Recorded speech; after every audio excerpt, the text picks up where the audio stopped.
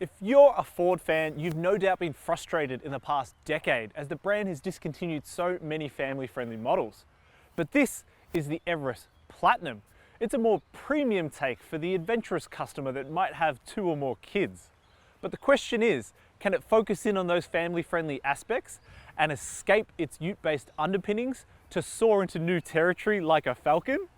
Well, my family and I have actually been living with this particular car for the last 3 months. So I'll run you through the best 4 things about it and the 4 things I think it can do better.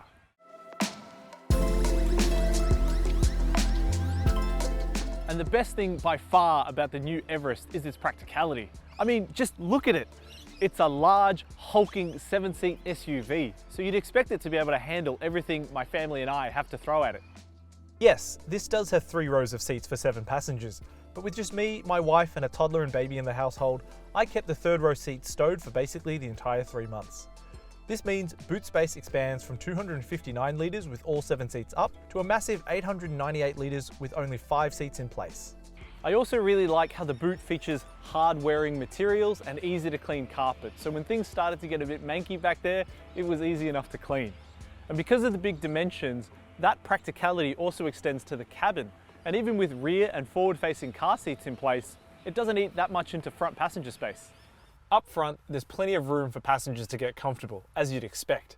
And storage solutions include generous door bins, there's an underarm storage cubby, there's 2 cup holders, and a 2-tiered glove box, which is plenty of room for your keys, your wallets, and your kids' snacks.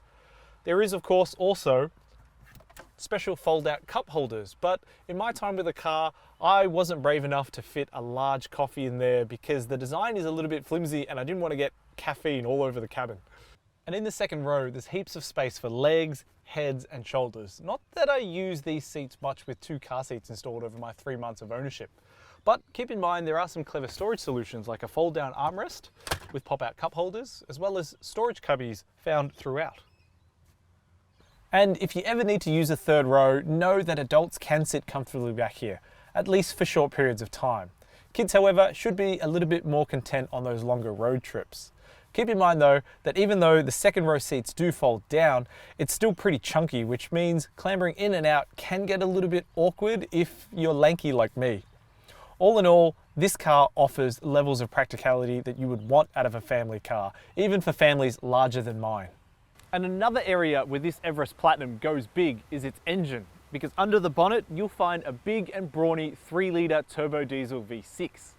With outputs of 184 kilowatts and 600 newton meters, the latter available from just 1,750 RPM, this Everest is certainly no slouch. In fact, the Everest Platinum outclasses the popular and soon to be replaced 150 kilowatt 500 newton meter Toyota Prado easily, as well as competitors from Mitsubishi and Isuzu. Paired to the Everest V6 is a 10-speed automatic transmission, which gets the job done without much fuss, but this combo allows for a maximum brake towing capacity of 3.5 tons. Handy enough for families that have a caravan, boat or dirt bikes. And with the Everest sharing the same underpinnings as the hot-selling Ranger Ute, would you expect anything less? The Everest Platinum also doesn't compromise on safety, a critical aspect for any new car, but especially important when you are throwing your family into the mix. ANCAP awarded the entire Everest range with a maximum 5-star rating back when it launched in 2022. And with equipment like autonomous emergency braking, lane keep assist, blind spot monitoring, adaptive cruise control, traffic sign recognition, and rear cross traffic alert as standard, it's not hard to see why. This top spec Platinum, like we have here, also includes tyre pressure monitoring and a surround view monitor, which comes in so handy when slotting this big behemoth into tight spaces. I'll also call out the 9 airbags littered throughout the cabin, which includes a full-length curtain airbag that covers even passengers in the 3rd row. And for even more peace of mind, all Everests come with Ford's 5-year unlimited kilometre warranty. And while this falls behind the Mitsubishi Pajero Sport's 10-year conditional offering and the SsangYong Rexton's 7-year period, the Everest's warranty matches the industry standard. However, the Everest is also relatively affordable to maintain thanks to a 12-month, 15,000 kilometre service schedule with cap price servicing. For the first 4 years of ownership, services cost just $329 each, while the 5th year jumps to $360. What truly seals the deal for Ford though, is the offer of a free loan car when yours is in for a service, meaning you should, in theory, always have a mode of transport for school pickups and drop-offs.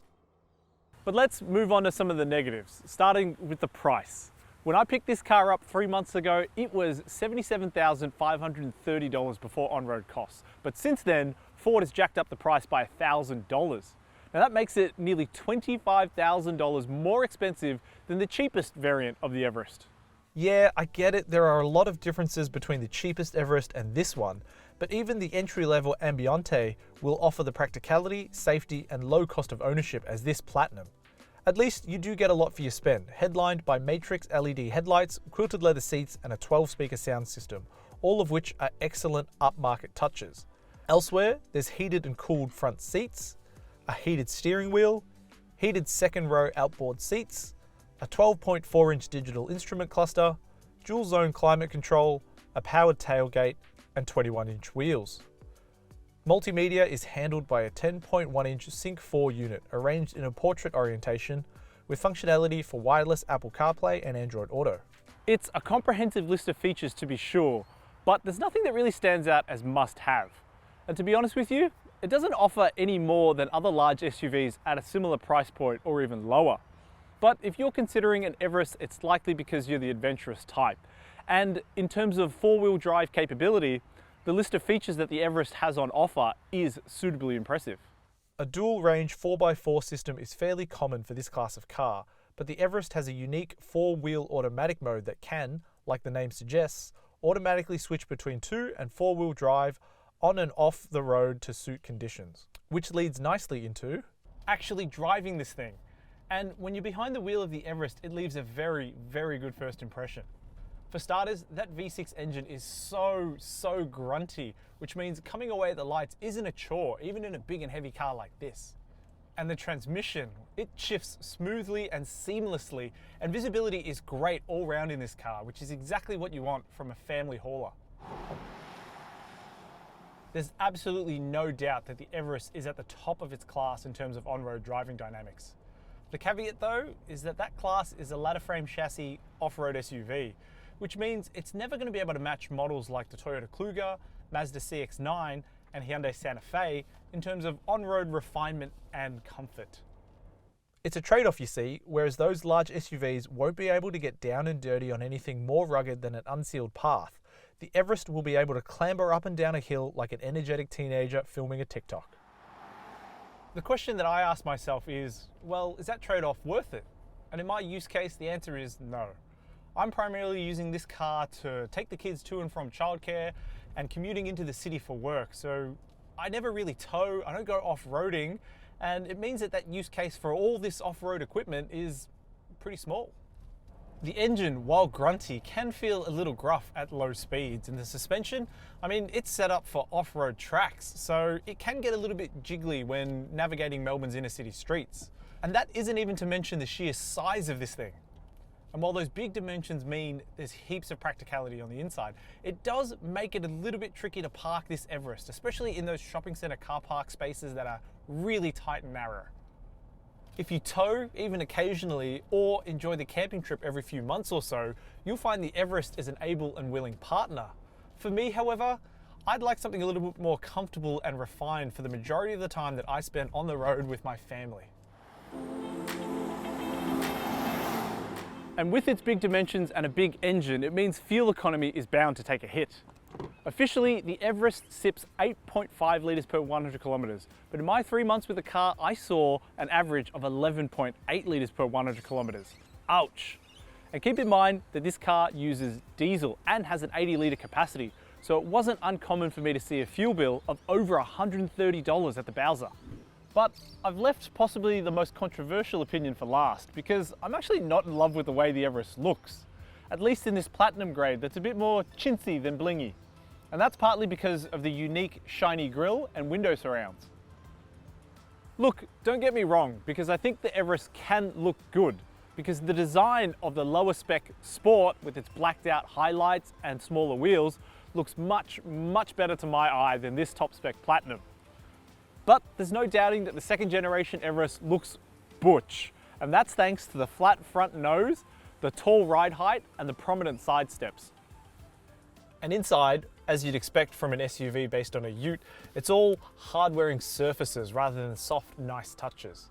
And a big deal has been made of this portrait-style multimedia system, which for the most part feels really fast and snappy, but can get tripped up occasionally when you're switching between functions quickly.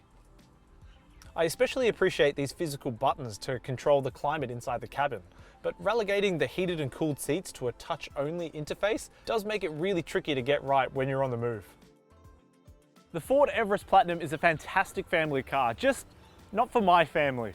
To me, that punchy engine, the practicality, the high safety credentials, and the cheap ownership costs are all countered by an expensive price tag, ho-hum on-road driving dynamics, average fuel consumption, and looks that are just passable.